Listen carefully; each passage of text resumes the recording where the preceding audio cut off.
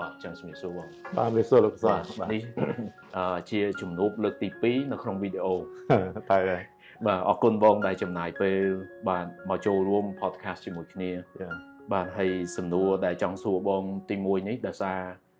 និយាយរួមបងប្រឡូកមកចលនាទ្របយូរហើយតើពេលណាបងចាប់ដើមស្គាល់ខ្លួនឯងថាកំហៀងជាអ្នកអចលនទ្រប បាទជាបឋមខ្ញុំបាទសូមជម្រាបសួរសម្ដេចត្រង់អេដាមហើយទស្សនិកជនទាំងអស់ដែលកំពុងទស្សនាកម្មវិធីរបស់ Business Cambodia podcast ជាមួយលោកកសលថ្ងៃនេះជាសំណួរមួយដែលមនុស្សជាច្រើនគាត់មិនដឹងហើយស្វែងយល់ខ្លួនឯងណាចង់សួរថាតើខ្ញុំស្គាល់ខ្លួនឯងជាកំហៀងនៅពេលណាហើយផ្នែកចត្រប់បើនិយាយពីការដែលស្គាល់ខ្លួនឯងនេះគឺខ្ញុំស្គាល់ប្រហែលជា30ឆ្នាំមុនណាជាង30ឆ្នាំមុនបាទស្គាល់ខ្លួនឯងជារឿងសំខាន់ស្គាល់ខ្លួនឯងយ៉ាងម៉េចពីដើមមកចង់និយាយថាខ្ញុំជាក្មេងដែលកើតក្នុងគ្រួសារអ្នកមានខ្លាំងនៅស្រុកនៅភូមិបវត្តលើខវត្តសុខពីខេត្តស្វាយរៀងបាទប៉ុន្តែក្រោយមកក្រហើយក្រហ្នឹងគឺក្រមែនតែនហ្មងមិនក្រលេងៗទេយើងសាកនិយាយថាអាយុ12ឆ្នាំម៉ាក់ខ្ញុំក៏ទិញម៉ូតូខ្ញុំជិះដោយសារជិះម៉ូតូហើយបាទ13ឆ្នាំខ្ញុំចេះបើកឡានហើយយើងមានឡានជិះហើយនិយាយទៅយើងតាំងពីចំនួនដើមតាំងពីចំនួនមក9ជាងប៉ុន្តែនៅពេលដែលខ្ញុំចាប់ផ្ដើមចូលរៀនវិទ្យាល័យឆ្នាំ95ពេលដែលម្ដាយខ្ញុំស្លាប់ពេលនោះខ្ញុំបានស្គាល់ពីខ្លួនឯងស្គាល់យ៉ាងម៉េចមានថាពេលយើងនៅក្មេងយើងជាកូនអ្នកមានបាទម៉ូតូឡានរបស់ប្រាស់យើងអត់ចាញ់គេទេពីឪពុកម្ដាយបាទប៉ុន្តែនៅពេលដែលម្ដាយស្លាប់ពេលដែលគាត់ស្លាប់ពេលធ្វើបន់គាត់គឺមិត្តភ័ក្តិដែលដើរលេងមួយគ្នាអីគឺគេអត់មកទេអញ្ចឹងបានខ្ញុំចាប់ដើមស្គាល់ពីជីវិតតាំងពីក្មេងថាពិភពលោកនេះមិនមែនខូចខើទេប៉ុន្តែពិភពលោកនេះឲ្យតម្លៃទៅលើសម្បកក្រៅជាការពិតវាមិនមែនទាំងអស់បើយើងត្រូវទទួលស្គាល់គឺសម្បកក្រៅឲ្យជាការពិតគឺចង់និយាយថាពេលដែលយើងមានឪពុកម្ដាយជុំគ្នាយើងមានម៉ូតូឡានជិះយើងមានលុយចាយគឺវាមនុស្សស្គាល់ច្រើនតែពេលដែលយើងធ្លាក់ក្នុងវិបត្តិមួយដែលគ្រួសារយើងរស់ស៊ីខាតគេបោកម្ដាយស្លាប់ធ្លាក់ខ្លួនក្រមិត្តភ័ក្តិដែលរាប់អានជាច្រើនគឺបាត់ញាតិគេបាត់ហ្មងបាត់ញាតិហ្មងយើងមិនបន្ទោសពីណាប៉ុន្តែវាគឺជាការពិតដែលកើតឡើងក្នុងជីវិតខ្ញុំនិយាយចឹងមិនមែនថាយើងបន្ទោសអ្នកដែលស្គាល់គ្នាបោះសាច់ញាតិទេប៉ុន្តែវាជារឿងពិតតាំងពីពីមកគឺខ្ញុំស្គាល់តែខ្លួនឯងជាណាភាពស្គាល់តែខ្ញុំគឺគឹមហៀងមកជីវិតនេះត្រូវតែធ្វើអ្វីឲ្យចេញលទ្ធផលជាធំកាលនោះគឺបងយកការឈឺចាប់ហ្នឹងយកមកដាក់គោលដៅមកយកការឈឺចាប់រយៈពេលជាង30ឆ្នាំហ្នឹងដាក់ជាគោលដៅខ្ញុំបានប្រើពាក្យមួយថាបាវត្តដីស្អិតមិនចង់នៅភ្នំពេញផ្លូវឆ្ងាយទៅហាចាំទៅវិញទេបាទអញ្ចឹងតាំងពីចាក់ចេញវាសុខកំណត់តាំងពីឆ្នាំ95មកគឺខ្ញុំមានកំណត់មួយថាបើមិនជោគជ័យខ្លាំងទេគឺមិនទៅវិញទេគឺមានមហិច្ឆតាធំហ្មងមហិច្ឆតាដែលខ្ញុំនឹកគិតនោះគឺថានៅពេលដែលយើងនិយាយពីសាំងគឺនិយាយពីសូគីមិកគេនិយាយពីអ្នកញ៉ាគិតមេអ្នកញ៉ាសុគន្ធបាទពេលនិយាយអំពីទូរស័ព្ទដៃ Mobitel Mobile Phone គេនិយាយពី Cellcard អ្នកគិតមេបាទគេនិយាយពីកសិកម្មគេនិយាយញ៉ាមកវិធីអញ្ចឹង30ឆ្នាំជាងគឺខ្ញុំមានកំណត់មួយអញ្ចឹងថាត្រូវតែធ្វើអ្វីមួយយ៉ាងដែលនឹកពេលទៅដល់វិស័យហ្នឹងគេស្គាល់ឈ្មោះខ្ញុំមកបាទហើយយើងតែស្វែងយល់95មកតើយើងគួរធ្វើឲ្យម្យ៉ាងដែលនិយាយទៅឧស្សាហកម្មហ្នឹងគេស្គាល់មកថានិយាយពីសាំងសុកគង់និយាយពីកសិកម្មភូមិអង្គវិធីចឹងខ្ញុំគួរធ្វើអីអញ្ចឹងយើងក៏ខិតខំរៀនសូត្រខ្ញុំរៀនភាសាច្រើនពួកខ្ញុំដឹងថាបើវត្តដីស្អិតមិនចង់នៅភ្នំពេញផ្លូវឆ្ងាយតែមិនចង់មកវិញមានថាពេលដែលចេញពីស្រុកហើយខ្ញុំអត់ចង់ទៅវិញទេប្រសិនបើមិនមានអ្វីដែលអស្ចារ្យបំផុតមិនមែនថាទៅឲ្យលំទេណាគឺធ្វើអ្វីដែលថានិយាយមួយម៉ាត់ភ្លាមមកស្រុកខ្មែរគេស្គាល់ថាគឹមហៀងចង់ស្ដារកិត្តិយសគ្រួសារឡើងវិញកាលហ្នឹងមិនមែនត្រឹមស្ដារទេគឺធ្វើឲ្យបានល្អបំផុតមិនល្អប៉ាម៉ាក់ខ្ញុំជាអ្នកមានលំដាប់ស្រុកបាទដល់ពេលខ្ញុំគឺខ្ញុំចង់ថាមានលំដាប់ដែលអញនិយាយថានិយាយអំពីការងារហ្នឹងគេស្គាល់ឈ្មោះគឹមហៀងហ្មងអញ្ចឹងបានខ្ញុំធ្វើដំណើរច្រើនមុនពេលរៀបការខ្ញុំបានធ្វើដំណើរអស់មកស្រុកខ្មែរ5ប្រទេសបាទរៀនភាសាច្រើនធ្វើដំណើរច្រើនហើយរហូតដល់ពេលណាដែលខ្ញុំដឹងខ្ញុំធ្វើចត្រប់ខ្ញុំគិតថាចាប់ផ្ដើមដែលខ្ញុំដឹងខ្លួនចត្រប់គឺឆ្នាំ2001បាទ ពីប៉ុនមួយពេលដែលយើងចាប់ពេលខ្ញុំចាប់ផ្ដើមអាជីវកម្មខ្ញុំធ្វើជាមេកាទេសចរអ្នកនាំភ្ញៀវទេសចរដើរលេងច្រើនអញ្ចឹងគឺស្គាល់មនុស្សច្រើនស្គាល់តំបន់ច្រើនស្គាល់មនុស្សច្រើនហើយមានមិត្តភក្តិបរទេសច្រើនបាទពេលនោះហើយដែលខ្ញុំដឹងថាដីគឺដែលពាក្យសាមញ្ញណាពាក្យហ្នឹងខ្ញុំនិយាយយូរហើយដីអត់កើទេមនុស្សកើបាទអញ្ចឹងដីហ្នឹងគឺវាមានហ្មងអញ្ចឹងរយៈពេល25 21ឆ្នាំហ្នឹងគឺខ្ញុំដិតដាមទៅនឹងមុខរបរដែលតាក់ទងដីធ្លីបាទបងស្គាល់ខ្លួនឯងច្បាស់ថាខ្ញុំត្រូវតែប្រឡូកក្នុងវិស័យចលនាទ្រព្យបាទហើយក៏បងចាប់ដើមស្គាល់ពីវិស័យចលនាទ្រព្យហ្នឹងតាំងពីពេលចាប់ដើមម្ល៉េះតាំងពីពេលចាប់ដើម20តាំងពីឆ្នាំ2001រហូតដល់ឥឡូវចូល25ចូល26ឆ្នាំបាទគឺដឹងថាមុខរបរហ្នឹងធម្មតាខ្ញុំរៀនច្រើនរៀនភាសាបរទេសច្រើនអានស្វ័យច្រើនធ្វើដំណើរបរទេសច្រើនយើងមើលទៅអ្នកមានលើលោកភាគច្រើនគឺចេញមកគឺតាក់ទងដីធ្លីហើយយើងមើលទៅចំនួនប្រជាជនក្នុងមួយឆ្នាំកាន់តែកើនបាទហើយតែពេលដីប៉ុណ្ណាប៉ុណ្្នឹងបាទ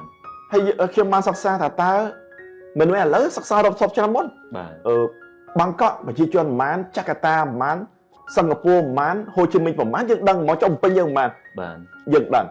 ដល់ពេលដឹងអញ្ចឹងគឺ20ឆ្នាំជាងគឺផ្ដោតអារម្មណ៍ខ្លាំងគឺការងារដីធ្លីហ្នឹងហ្មងហើយខ្ញុំចង់សួរបងតិចមើលកាលហ្នឹងកាលពីបងចាប់ដើមស្គាល់ខ្លួនឯងថាត្រូវតែធ្វើឲ្យគេស្គាល់ខ្លួនឯងជាគំហៀងជាអ្នកអចលនទ្រព្យកាលហ្នឹងមូលហេតុអីដែលឲ្យបងរកឃើញណាហើយបងមានជាគំនិតអីសម្រាប់ទៅដល់បងប្អូនផ្សេងទៀតបាទដែលជាពិសេសគឺយុវជនជំនាន់ក្រោយបាទមានអ្នកខ្លះមិនអ្នកខ្លះខ្ញុំជឿថាច្រើនអ្នកមែនតើអត់ដូចបងសោះដឹងធ្វើអីទេអញ្ចឹងមួយឆ្នាំងាកដូរពីវិស័យមួយទៅវិស័យមួយគោលដៅខ្លួនឯងអត់ច្បាស់វាជាសំណួរល្អហើយគេហៅថាគុំសួរមនុស្សដែលមិនដឹងថាមិនស្គាល់ផ្លូវដែលយើងចង់ទៅសុំគុំសួរផ្លូវទៅកាន់មនុស្សដែលគេមិនដឹងថាយើងទៅណាយើងសួរគេទៅគេស្គាល់ផងអញ្ចឹងតាំងពីក្មេងមកតាំងពីរៀននៅវិទ្យាល័យរហូតបច្ចុប្បន្នខ្ញុំមិនដែលរាប់អានមិត្តភក្តិដែលអាយុបងខ្ញុំតិចជាង20ឆ្នាំទេអូវ៉ាវជាទម្លាប់មួយកម្រណាស់ដែលខ្ញុំដើរជាមួយមនុស្សអាយុប្រហែលគ្នាប្អូនលើកក្រោមពីទូចគឺខ្ញុំរាប់អានភាគច្រើនគឺអ្នកដែលអាយុលើស20ឆ្នាំហើយជាជនជាតិបរទេសដែលមកប្រទេសជឿនលឿនបាទអញ្ចឹងពីក្មេងមកគឺខ្ញុំនិយាយភាសារៀនភាសាពេញហ្នឹងមកអញ្ចឹងស្គាល់បរទេសច្រើនហើយរាប់អានតែអ្នកអាយុច្រើន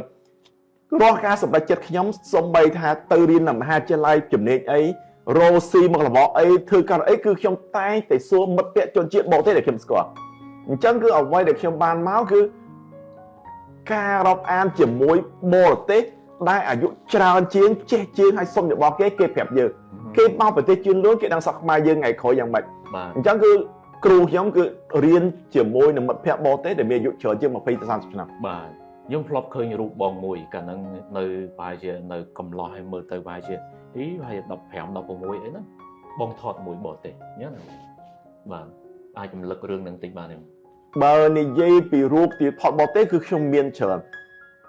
យុវវ័យរបស់ខ្ញុំគឺចាយទាំងស្រុងទៅលើរៀនសូត្រហើយនឹងការធ្វើដំណើរ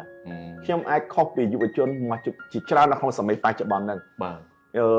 មានអ្នកខ្លះក៏សួរថាចង់ធ្វើដូចចង់បានជីវិតដូចគឹមហៀងបាទខ្ញុំអាចនិយាយថាបើចង់បានដូចខ្ញុំបានក្នុងវ័យបច្ចុប្បន្នគឺវ័យ46 47ឆ្នាំប៉ុន្តែតើអាចធ្វើដូចខ្ញុំកាលពី30ឆ្នាំមុនបានអត់យុវវ័យរបស់ខ្ញុំគឺខ្ញុំចាយពេលវេលាទាំងស្រុងទៅលើការរៀនសូត្រហើយនឹងការធ្វើដំណើរវ៉ាវអញ្ចឹងអ្វីដែលយើងមានបច្ចុប្បន្នហ្នឹងគឺរៀននៅសាលាគឺចេះប៉ុន្តែបើខ្ញុំគឺខ្ញុំប្រកែកដឹងបាទរៀននៅសាលាគឺយើងចេះអ្វីគ្រូបង្រៀនហើយយើងស្រាវជ្រាវតាមសៀវភៅបាទប៉ុន្តែបើខ្ញុំគឺខ្ញុំប្រកែកដឹងដោយស្អីខ្ញុំធ្វើដំណើរច្រើនតំបន់ច្រើនប្រទេសហើយខ្ញុំមានមិត្តភក្តិបរទេសគឺអ្នកចាស់ច្រើនមកតែយើងដឹងច្រើនគឺបងដឹងច្រើនដោយសារបងជួបជាមួយអ្នកដែលស្គាល់ផ្លូវច្រើនខ្ញុំមិនសួរអ្នកដែលមិនស្គាល់ផ្លូវទេខ្ញុំសួរអ្នកណាដែលស្គាល់ផ្លូវយើងចង់ទៅណាយើងសួរគាត់ប្រាប់ដោយសារអាយុគាត់ច្រើនជាងយើងគាត់នៅក្នុងប្រទេសជឿនលឿនគាត់នៅក្នុងជប៉ុនផងអង់គ្លេសផងកូរ៉េផងប្រទេសជឿនលឿនគាត់ដឹងមកអញ្ចឹងគឺភាគច្រើនគឺខ្ញុំធ្វើមុនគេរឿងជាច្រើនគឺយើងចាប់ផ្ដើមធ្វើមុនដែលមាននៅស្រុកខ្មែរបាទ ចឹងទី1តោះនេះរាប់អានអ្នកដែលពូកែបាទដូចបងលើកឡើងចឹងបាទអ្នកដែលស្គាល់ផ្លូវបាទអូយមួយនេះគឺសំខាន់មែនតើហើយខ្ញុំស្រឡាញ់បងមួយទៀតបាទគាត់លើកមកថានៅក្មេងសម្រុករៀនឲ្យធ្វើដំណើរបានច្រើនរៀនដើម្បីចេះផងដឹងផងបាទទាំងពីរនៅសាលាយើងរៀនហើយយើងចេះបាទយើងធ្វើដំណើរច្រើនយើងដឹងសាលាបានតែចេះទេប៉ុន្តែអត់ដឹងទេអញ្ចឹងគឺការធ្វើដំណើរទៅមើលផ្ទាល់ទៅធ្វើដំណើរឲ្យស្គាល់ព្រោះអ្នកចាស់ជាងពិសេសជាបរទេសអាហ្នឹងបានយើងដឹងច្រើនបាទនេះហើយជាក្បួនដែលបងបានធ្វើដើម្បីស្គាល់ខ្លួនឯងច្បាស់លាស់មែនតើបាទអូយបាទកំណត់មួយនេះខ្ញុំគិតថាជាគំរូមួយសម្រាប់បងប្អូនជាពិសេសគឺបងប្អូនហើយបាទទាំងអស់គ្នាត្រូវតែនាំគ្នាស្គាល់ខ្លួនឯងឲ្យបានច្បាស់ហើយឲ្យបានលឿនបាទដូចបងអញ្ចឹងបង30ឆ្នាំនេះមានពេលណាដែលបង្វែងខ្លួនឯងបើនិយាយពីបង្វែងខ្លួនឯងគឺខ្ញុំត្រូវត្រឡប់ទៅពេលដើមវិញនៅពេលដែលស្ថិតលំភាកមួយចំនួនគឺយើងចង់វល់ម្ដងវាមានព្រោះមនុស្សវាមិនមែនល្អគ្រប់យ៉ាងទេណាប៉ុន្តែយើងត្រូវរក្សាប្រភពដើមយើងមកពីណាយើងចង់បានអីអញ្ចឹងគោលបំណងខ្ញុំចង់បានតែមួយគត់ក្នុងជីវិតនឹងអ្វីដែលខ្ញុំចង់បានគឺខ្ញុំចង់ក្លាយជាមនុស្សម្នាក់ដែលនៅពេលដែលគេនិយាយមុខរបរមួយគឺមកសក់ខ្មែរស្គាល់ខ្ញុំបាទអានោះគឺជាគ្រឹះមួយដែលខ្ញុំមិនងាយវេកបាទបុគ្គលដែរយើងមានតែមួយខ្ញុំអត់ចង់ធ្វើរឿង10យ៉ាងខ្ញុំអត់ចង់ធ្វើអ្វីដែលអស្ចារ្យទេខ្ញុំគ្រាន់តែចង់ធ្វើរឿងមួយដែលនៅពេលដែលមនុស្សនៅសក់ខ្មែរនិយាយមុខរបរហ្នឹងគេស្គាល់ខ្ញុំឧទាហរណ៍ថាខ្ញុំចង់រឿងមួយថា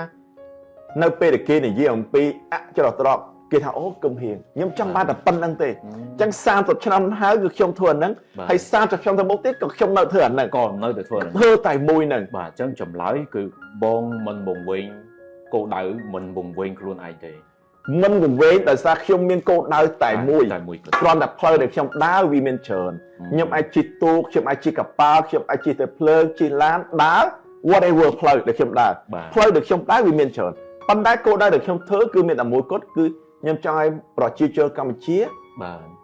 នៅពេលនិយាយពាក្យចត្រប់គេនិយាយដល់ឈ្មោះគឹមហៀងគឺខ្ញុំចង់បានតែប៉ុណ្្នឹងទេបាទហើយឥឡូវបាទតោះគ្នាបាទជាធ្លាប់បានទៅលេងបាទបូរីវាមានសំណាងហើយបាទខ្ញុំជិះកាត់ថ្ងៃមុនហ្នឹងឃើញផ្ទះច្រើនទៅហើយបាទហើយបងថាកាត់ហ្នឹង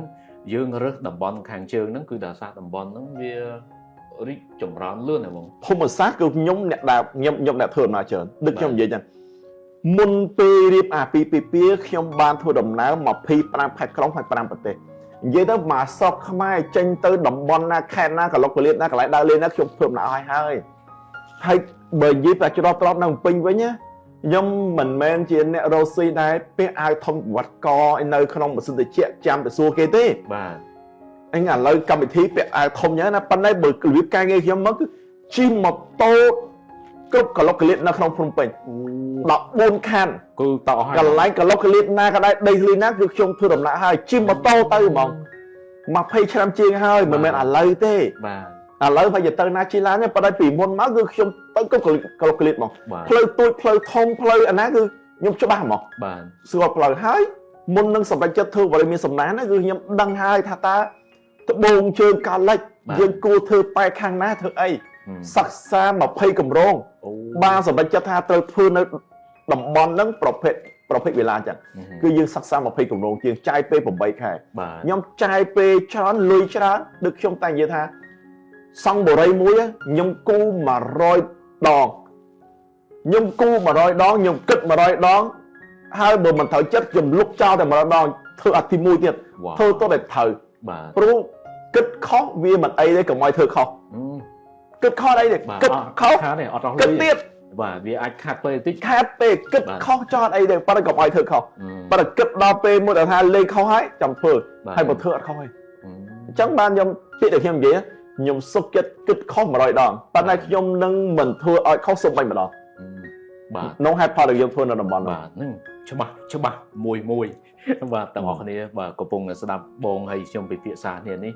ចង់ឲ្យទាំងអស់គ្នាស្គាល់ខ្លួនឯងច្បាស់ដូចបងអញ្ចឹងបាទបងជាអ្នកអចលនទ្រព្យឥឡូវគាត់កំពុងធ្វើបរិយបាទហើយគាត់ទៅជែកវែកញែករឿងអចលនទ្រព្យហ្នឹងគឺច្រើនមែនតើបាទដែលធ្វើឲ្យគេស្គាល់គាត់និយាយរួមនៅពេលដែលបងស្គាល់ខ្លួនឯងច្បាស់គេស្គាល់បងក៏ច្បាស់ដែរបាទត្រូវបាទ hay nè mình đại ban từ bờ đây vì miền sầm nang tế bà tỏ nên mở video hái non nên từ mở tí tới bà non nên từ lấy bà non nên từ mở của ấy chưa tầm bòn muối để bong tha bong ban chấm lại về trao mình tên muốn đừng rơi hiệu tầm bòn nữa nhom sôm bịch chuyện đấy dạ pe sam tập năm đấy để hàng ca khi mà đại prai proเลยsam tập năm một ponผมrồi cài pram đầu pi ponผมmuối đấy khi mà đại prai proคือញោមគ្រាន់តែចង់ធ្វើការងារមួយដែលប្រជាជនកម្ពុជានឹកឃើញទៅដល់ដីធ្លីចុះតបគឺនឹកឃើញចំហៀងអាហ្នឹងគឺពេលដើមហើយបាទចំហៀងបន្ទាប់គឺខ្ញុំផែនការខ្ញុំអត់ធ្វើច្រើនខ្ញុំធ្វើម្ដងគឺ30ឆ្នាំហ្មងអញ្ចឹងផែនការ2026ដល់56 30ឆ្នាំខ្ញុំមិនធ្វើអាជីវកម្ម3ឆ្នាំ5ឆ្នាំអីទេខ្ញុំធ្វើម្ដង30ឆ្នាំមកធ្វើ30ឆ្នាំទៀតវាល្មមអញ្ចឹងផែនការ2026 56ខ្ញុំគឺសាងសង់ឲ្យបាន100,000 unit បាទមានន័យថាផ្ទះឬខុនដូហ្នឹងគឺមក10,000ផ្ទះឬក៏100,000ផ្ទះបាទខ្ញុំបានសិក្សាអំពីដងសេដ្ឋកិច្ចជន2026យើងមានប្រជាជន8-10លានបរិសុទ្ធប្រមាណនារីប្រមាណក្មេងចាស់បានយើងដឹង2030 2040 2050ខ្ញុំ estimate ដឹងអញ្ចឹងផែនការ30ឆ្នាំខ្ញុំគឺសង់ឲ្យបាន10,000 unit ហើយក្នុងគម្រោងហ្នឹងគឺមាន45បច្ចេក45ទីតាំងបាទរាល់ទីតាំងដែលខ្ញុំសាងសង់ថ្ងៃក្រោយគឺមានពេទ្យមានសាលារៀនមានផ្សារលេខកីឡាបាទអញ្ចឹងខ្ញុំសល់ការងារតែមួយគត់ដែលខ្ញុំត្រូវធ្វើរយៈពេល30ឆ្នាំក្រោយគឺធ្វើតាមផែនការរៀបចំ10,000 unit បាទ45គម្រោងហ្នឹង10,000 unit ហើយមាន45សាលា45ពេទ្យ40ផ្សារហើយនឹងកន្លែងលេខកីឡាអាហ្នឹងជាការងារដែលខ្ញុំធ្វើ30ឆ្នាំក្រោយដាក់តួលេខរួចហើយដាក់តួលេខគិតហើយសិក្សាគឺខ្ញុំសិក្សាតាមលក្ខណៈ geography ភូមិសាស្ត្របាទភូមិសាស្ត្រគឺជារឿងសំខាន់ខ្ញុំអ្នកហេតុអ្វីបាទខ្ញុំដឹងរឿងច្រើនតែសារខ្ញុំធ្វើដំណើរច្រើនខ្ញុំដឹងភូមិសាស្ត្រប្រជាសាស្ត្រគឺជារឿងសំខាន់បើយើងរកស៊ីយើងអត់យល់កន្លែងហ្នឹងគឺយើងធ្វើខុសហើយបាទជាពិសេសអាចចរទ្របស្គាល់ភូមិសាស្ត្រគឺចប់ហើយអត់គឺចង់ឲ្យយើងទៅសង់មិនបើអត់មានអ្នកទិញឬក៏យើងសង់ល្អពេកគេអត់ទិញឬសង់អន់ពេកគេអត់ទិញយើងត្រូវស្គាល់ភូមិសាស្ត្រអញ្ចឹងផែនការខ្ញុំ30ឆ្នាំពីឥឡូវដល់2056ហ្នឹងគឺ11 unit គឺបើយើងអ្វីដែលខ្ញុំមើលឃើញឲ្យតែសម្ភារសេដ្ឋកិច្ចយើង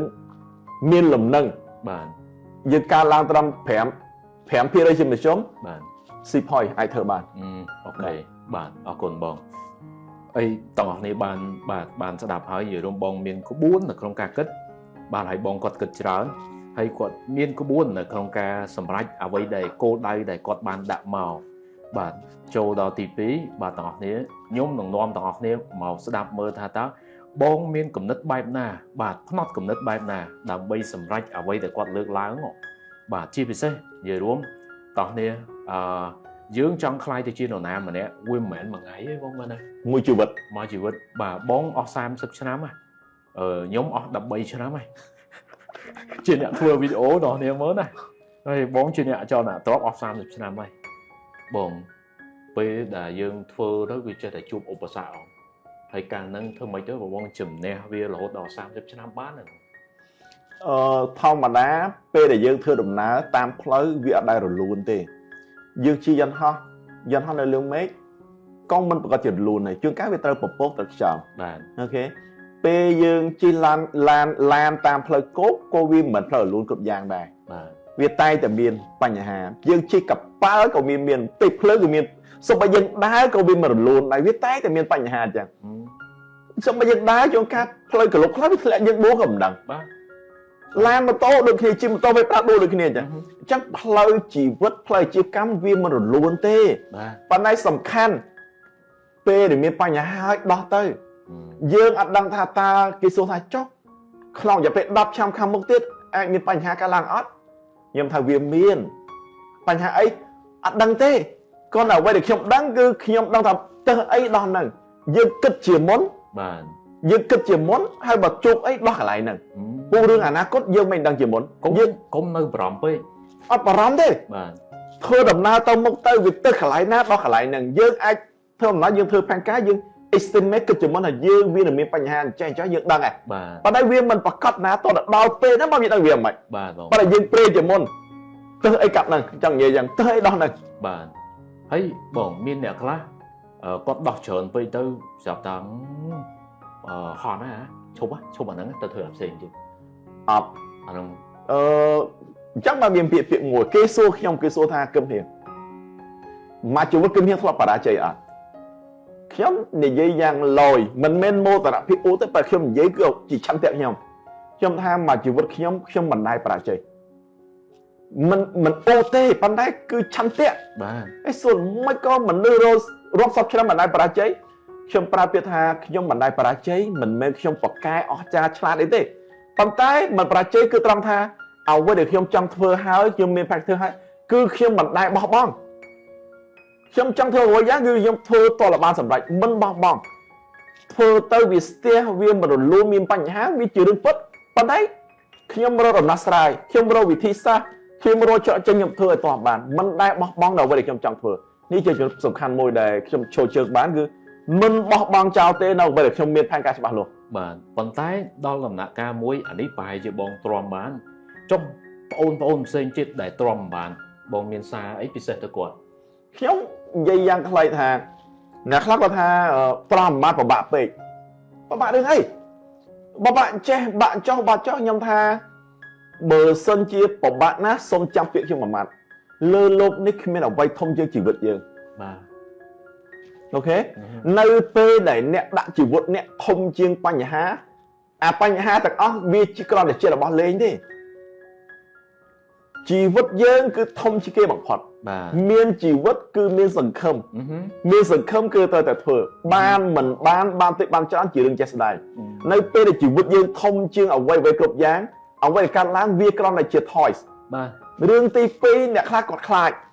អ្នកខ្លះក៏ខ្លាចលិចខ្លាចកើតខ្លាចរឿងគ្រប់យ៉ាងខ្ញុំសួរគាត់អ្នករស់ស៊ីខ្លះគាត់សួរខ្ញុំថាធ្វើអញ្ចឹងគូខ្លាចនេះខ្លាចនោះខ្ញុំនិយាយលេងសើចគាត់ខ្ញុំថាបងឯងខ្លាចចឹងបងឯងជីយ៉ាងហោះអត់យកធ្លាប់ជិះបងឯងដែលធ្លាប់ជិះឡានអត់ធ្លាប់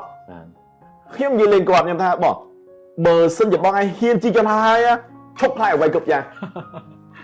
នៅពេលណាដែលអ្នកហ៊ានជិះយន្តហោះរឿងផ្សេងឈប់ខ្លាចអូបាទដល់សារជិះយន្តហោះហានិភ័យអញ្ចឹងតាជិះហោះឲ្យលេខហើយអ្វីគ្រប់យ៉ាងហើយព្រោះអីបើសិនមានឧបទ្ទហេតុកើតឡើងគ្មាននរណាម្នាក់របួសបាទអញ្ចឹងមានអ្នកដែលជាហើយកុំខ្លាចរឿងរ៉ូស៊ីបាទហើយរ៉ូស៊ីមើលយើងជួបការលំបាកក៏ទៅពេលខ្លះតូចជាងអាហានិភ័យនោះដែរតូចជាងហានិភ័យយន្តហោះបាទធម្មតាយន្តហោះដូចជាអានេះយើងនិយាយលេងជាលក្ខណៈ logic ផងទៅបើយន្តហោះមានឧបទ្ទហេតុកើតឡើងគ្មាននរណារបួសទេបាទ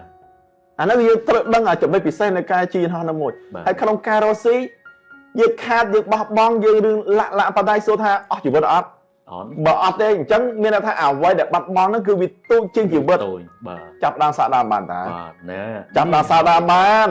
start អ្វីដែលបានកន្លងផុតគឺជាបទពិសោធន៍បាទនេះហើយជាផ្នត់គំនិតដែលទាំងអស់គ្នាត្រូវរក្សាទុក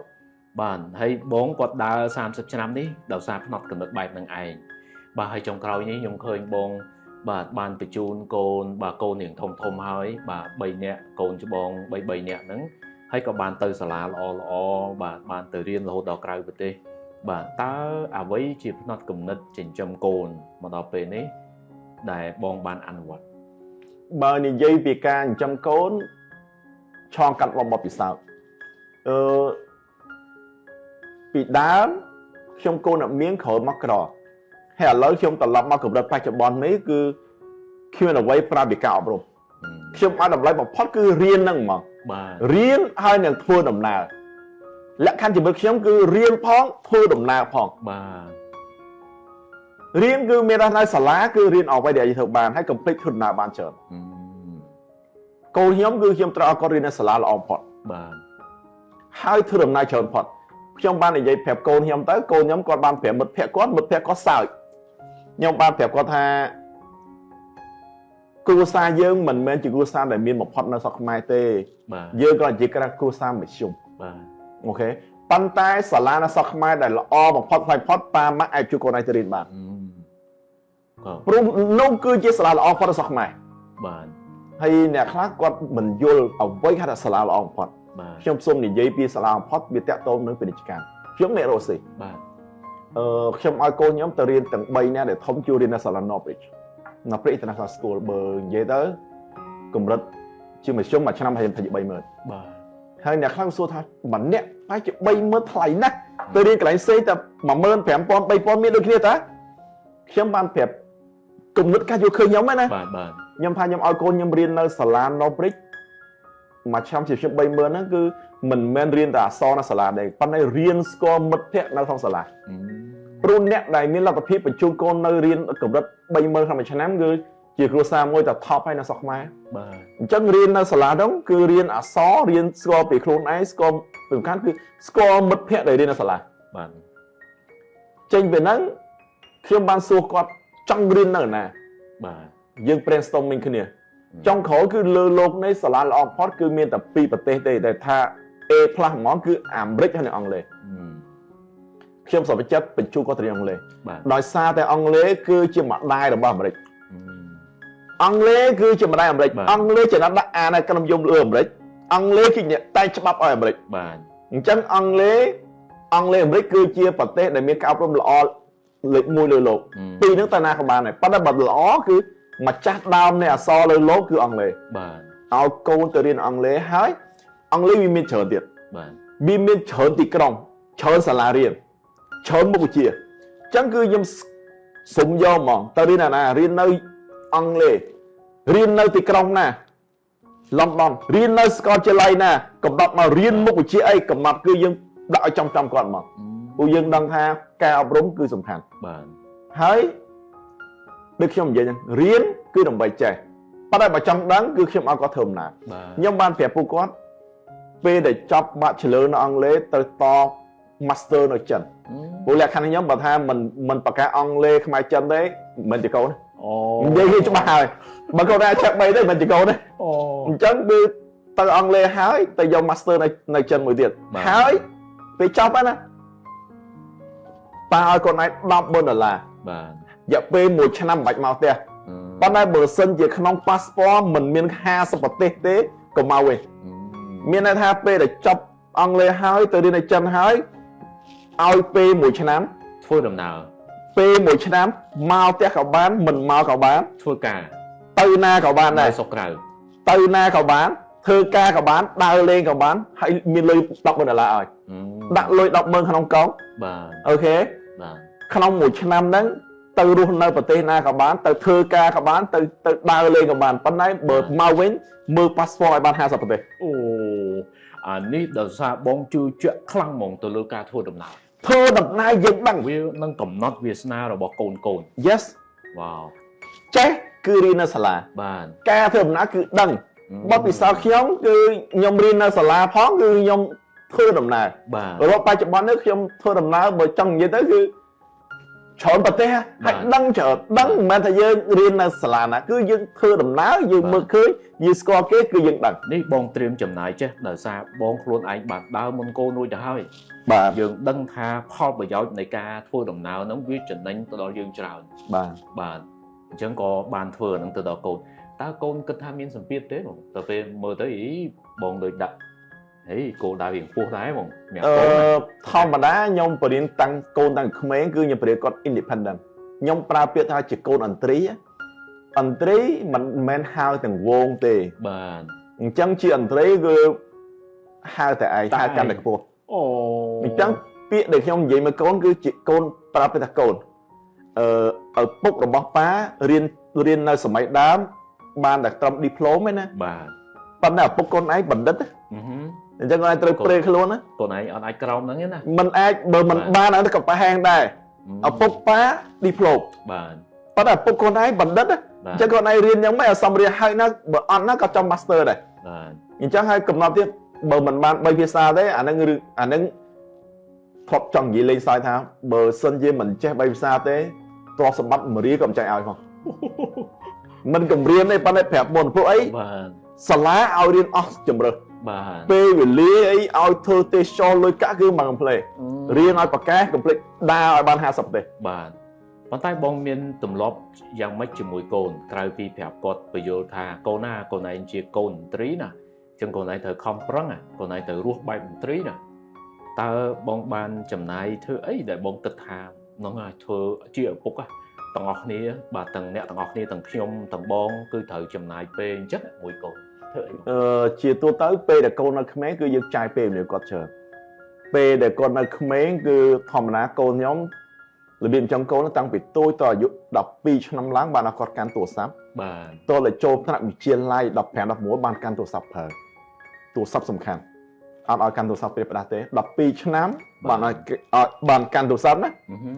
ចូលវិទ្យាល័យ15ឆ្នាំបានមានទូរស័ព្ទប្រើអូហើយទោះបីជាធំហើយក៏ដោយក៏ក្នុងអានេះជាបទពិសោធន៍វិញណាក្នុងមួយទឹកត្រូវមកដេកក្នុងបន្ទប់ចំពោះខ្ញុំទាំងកូនប្រុសទាំងកូនស្រីក្នុងមួយទឹកត្រូវដេកជាមួយឪពុកម្ដាយមួយថ្ងៃត្រូវចំណាយពេលមួយបងត្រូវចំណាយពេលជាមួយឪពុកម្ដាយមួយថ្ងៃដើម្បីអីដើម្បី family នៅពេលដែលកូនកាន់តែធំគឺកាន់តែអៀនប៉ាម៉ាក់ប៉ុន្តែបើសម្រាប់កូនខ្ញុំគឺជិតស្និទ្ធទោះបីជាគាត់កន្លោះកមុំចូលមហាវិទ្យាល័យក៏គាត់ជិតស្និទ្ធមានន័យថាដេកនៅបន្ទប់ជាមួយប៉ាម៉ាក់អូរៀងរាល់ឆ្នាំគឺយើងត្រូវដើរលេងលក្ខណៈ family ខ្ញុំសូមបញ្ជាក់ការដើរលេងលក្ខណៈគ្រួសារគឺជាពេលមួយដែលយើងដឹងថាកូនយើងវាចេះអត់ហើយវាដឹងថាម៉ែអើខ្លួនឯងនឹងប្រកែអត់អញ្ចឹងពេលដែលដើរលេងគ្រួសារគឺខ្ញុំអត់ត្រូវការណាទាំងអស់មានតែប្តីប្រពន្ធហើយកូនដើរលេងបានចូលប្រទេសពួកយើងទម្លាប់រៀងរាល់ឆ្នាំយើងដើរលេងអញ្ចឹងអញ្ចឹងយើងដឹងថាកូនយើងចេះអីកូនយើងដឹងថាឪពុកម្ដាយយើងអ្នករស់ស៊ីនេះចេះអត់នៅពេលដែលគាត់ឃើញយើងឬការសុខភាពយើងឆ្អិនហើយយើងមើលឃើញគាត់ចេះអញ្ចឹងគឺមានតែគ្រួសារយើងទៅដល់ណាក៏រស់ដែរបាទហើយខ្ញុំចាំបងធ្លាប់ប្រាប់ខ្ញុំម្ដងថាកសលបងធ្លាប់និយាយរួមរវល់យ៉ាងណាក៏ដោយបងមានពេលបាយជាមួយកូនម្នាក់មួយទល់មួយរក្សាដល់បច្ចុប្បន្ននេះគឺ one by one បើនិយាយពីខ្ញុំឲ្យកូនដូចពូម៉ាក់អញ្ចឹងពូម៉ាក់មិនគឺពេលទំនេរក្នុងមួយទឹកគឺម្នាក់1ម៉ោងផឹកកាហ្វេឬក៏ហូបអាហារជាមួយគ្នាដើម្បីនិយាយរឿងក្នុងចិត្តពិសេសគឺកូនក្នុងវិទ្យាល័យហ្នឹងមកអូកូនប្រុសក៏ដែរកូនស្រីជួនកាលអត់មានអ្នកដើរខ្ញុំដើរជាមួយកូនប្រុសផឹកកាហ្វេនិយាយរឿងមួយតមួយឬក៏ល្ងាចឡើងបបួលកូនស្រីទៅញ៉ាំអីមួយទល់មួយបិណ្ឌពួកគាត់អាចបើកនិយាយអំពីការរៀនសូត្រហើយនឹងរឿងអនាគតជាពេលមួយដែលគេថានិយាយទៅ one by one មួយទល់មួយមកជាពេលនោះបើកចំហហើយមួយយ៉ាងកូនកាន់តែធំគឺគាត់ចង់ដឹងរឿងច្រើនហើយមានអាណាគេដែលច្បាស់ជាងឪពុកម្ដាយគាត់អូយបាទបងប្អូនស្ដាប់ឲ្យជក់មែនតើបាទហើយនេះជាកលឹះសម្រាប់អ្នកកូនច្រើនបាទប្រយ័ត្នណាអត់មានពេលមួយទល់នឹងមួយដូចបងអូយដឹងថាកូនប្រហែលជាគាត់អត់មានឱកាសដើម្បីចែករំលែកមកឪពុកម្ដាយខ្ញុំឃើញកំហុសមួយចំនួននៅពេលដែលយើងខំប្រឹងពេកដើម្បីរលួយទូឲ្យកូនប៉ុន្តែយើងភ្លេចបង្រៀនកូនអានឹងគឺជាកំហុសដ៏ធំមួយបាទកំហុសធំបំផុតរបស់ឪពុកម្ដាយគឺខំពេករហូតដល់អត់មានពេលជាមួយកូនបាទអានឹងរឿងធំមកកំហុសធំ20ឆ្នាំក្រោយកូនអត់ទៅជាកូនមន្ត្រីទេវាជារឿងមួយឬជារឿងផ្សេងណានៅពេលដែលយើងខំប្រឹងគ្រប់យ៉ាងយើងចាយពេលគ្រប់យ៉ាងប៉ុន្តែយើងភ្លេចចាយពេលមួយកូននោះគឺជាកំហុសធំរបស់ឪពុកម្ដាយបាទដោយសារនឹងមានផលវិបាកដែលកូនអត់ខ្លាយទៅជាអ្វីដែលឪពុកម្ដាយចង់ឃើញទេអ្វីដែលយើងចង់បានប៉ុន្តែយើងអត់បានបង្រៀនគាត់អត់បានប្រាប់គាត់អត់បានហ្គាយគាត់បានសូលគាត់ដឹងទេបាទក្មេងអត់ដឹងទេទោះយើងបានបង្ហាញគាត់យើងយក case study ចេះស្ដាយមកបង្ហាញគាត់ជីវិតគាត់បានគាត់ដឹងបានគាត់ព្រេខ្លួនចុះបើយើងគិតថាយើងថាយើងជំនុំបដៃគាត់ថាយើងខំណាស់រលួយបានច្រើនណាស់ទ្រព្យសម្បត្តិច្រើនណាស់ធ្វើការងារធំណាស់កូនឯងថ្ងៃក្រោយដឹងតែស្រួលទេបាទប៉ុន្តែគាត់ភ្លេចថាគាត់មិនគឺគាត់គិតអញ្ចឹងគាត់មិនបានពង្យល់ឲ្យកូនច្បាស់គាត់មិនបានបង្រៀនឲ្យកូនយល់ដើម្បីកូនអត់យល់ទេបាទតើយល់អញ្ចឹងកូនដើរតាមជាប់ផ្សេងឆ្កុយណាទៅដល់ពេលអញ្ចឹងលុយមានច្រើនប៉ុន្តែខូចចិត្តបាទកុំភ្លេចណាក្មេងនៅក្នុងវ័យវិទ្យាល័យគឺជាវ័យមួយដែលយើងអាច teenager គឺវ័យយុវវ័យតែខ្ញុំប្រើពាក្យផ្សេងខ្ញុំថា teenager វ័យរមើលគុណ teenager វ័យរមើលគុណជាវ័យមួយដែលពុកបាក់ធំជាពុកម្ដាយខ្ញុំវ័យហ្នឹងគឺខ្ញុំត្រូវតាមមកជាប់មកគឺយើងត្រូវមានពេលវេលាជាមួយគាត់នៅពេលដែលពុកម្ដាយចិត្តសម្រាប់កូនរឿងអីក៏គាត់ប្រាប់យើងដែរហើយពេលដែលគាត់ចូលមហាវិទ្យាល័យហើយអត់ខុសខុសជាងគេគឺវ័យវិទ្យាល័យហ្នឹងមកអូយបាទតោះគ្នានឹងនេះហើយជាក្បួនបាទនាំគ្នាចិញ្ចឹមកូនឲ្យបានខ្លាំងជាងយើងមែនទេបងយ៉ាបាទកូនត្រូវតែខ្លាំងជាពុកម្ដាយព្រោះនៅលើโลกនេះក្តីបំណងឪពុកម្ដាយគឺចិញ្ចឹមកូនឲ្យប្រកែជាងយើងបាទ បាទហើយតោះនេះពិចារណាទៅបើនៅស្រុកខ្មែរយើង17 លាននាក់ឪពុកម្ដាយនាំគ្នាធ្វើដូចបងបាទនាំគ្នាធ្វើបែបណាចិញ្ចឹមកូនឲ្យប្រកែជាងខ្លួនឯងជឿថាស្រុកខ្មែរយើងគូទៅមុខខ្លាំងមែនតើបាទហើយយើងនឹងរីកចម្រើនខ្លាំងបាទហើយចូលដល់ទី3បាទគឺតាក់ទងរឿងជំនាញតោះនេះនិយាយរួមកម្មវិធី podcast នេះខ្ញុំរៀបចំទៅតាមបាទផ្នែកបាទហើយផ្នែកទី3នេះតាក់ទងមួយជំនាញនេះខ្ញុំជឿថានិយាយរួមបងមានច្រើនហើយបងបានអភិវឌ្ឍខ្លួនឯងនៅក្នុងវិស័យអចលនទ្រព្យនេះច្រើនមកដល់ពេលនេះបងប្រឡូកមួយម្ចាស់អាជីវកម្មច្រើនបងតើជំនាញអីមើលឥឡូវយើងដល់សម័យ AI ហើយតើជំនាញអីដែលបងគិតថាអូយសំខាន់ណាស់បើយើងនិយាយពីជំនាញវាមានច្រើនគេថា account ក៏ប្រកែ finance ក៏មាន marketing ក៏មាន sale គ្រប់គ្រងបច្ចេកវិទ្យា AR នៃដឹកនាំមិនសំខាន់អស់បាទតែបើថាស្អីគេសកម្មបំផុតមកពិសោធន៍អាជីវកម្មហ្នឹងណាវាខុសពីសភៅបានសរសេរបាទ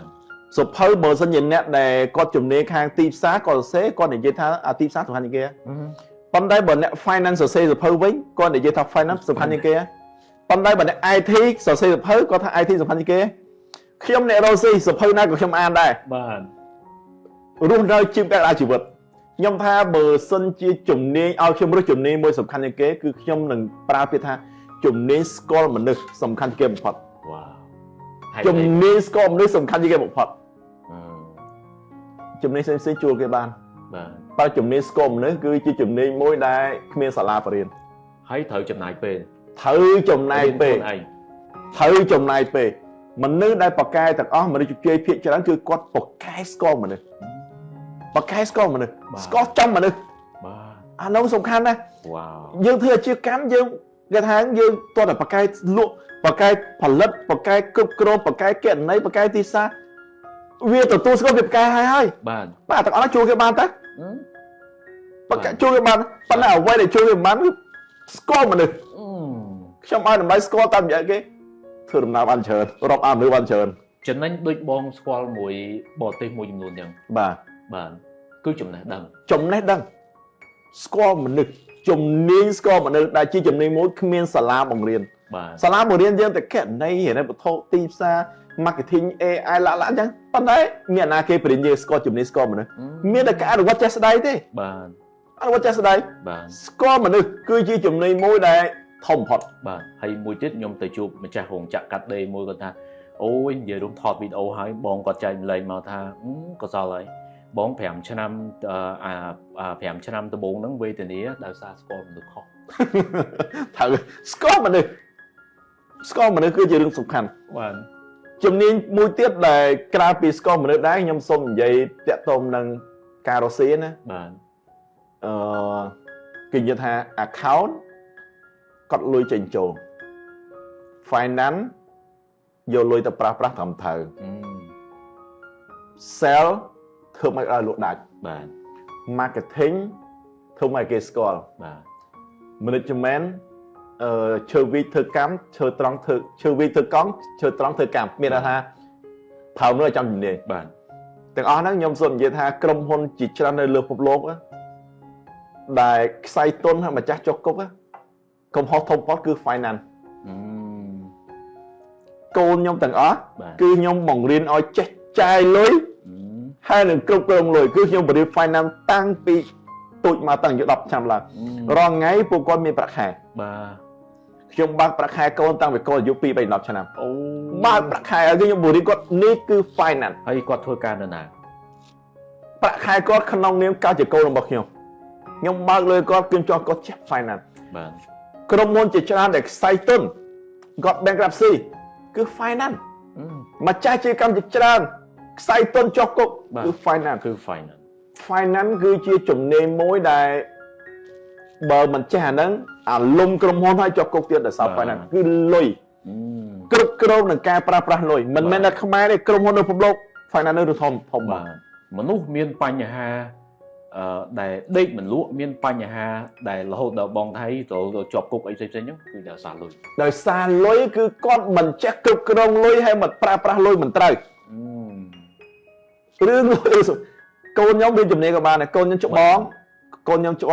Jolie nó riêng ở London là ngay cứ chấm ao có riêng financial economic bạn cái số là riêng làm bài ấy thà riêng làm bài school thà pra lôi công công lôi dạng mày bạn hai bà cô nam sinh đi chụp đi nát còn chấm ao đây pan này tao ta check mới cứ chụp đi lôi បាទជាជំនាញមូលដ្ឋានសម្រាប់មនុស្សគ្រប់គ្នា